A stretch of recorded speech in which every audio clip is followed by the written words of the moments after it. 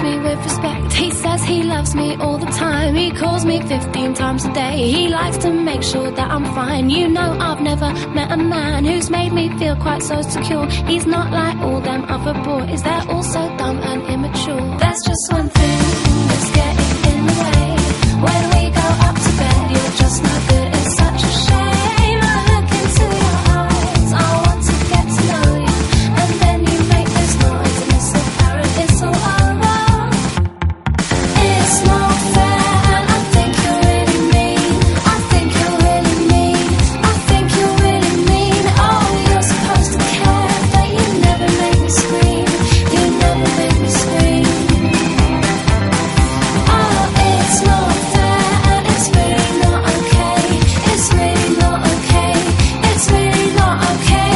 Oh, you're supposed to care, but all you do is take.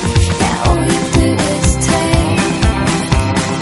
I lie here in the wet patch in the middle of the bed. I'm feeling pretty damn hard done by. I spent ages giving head, then I remember all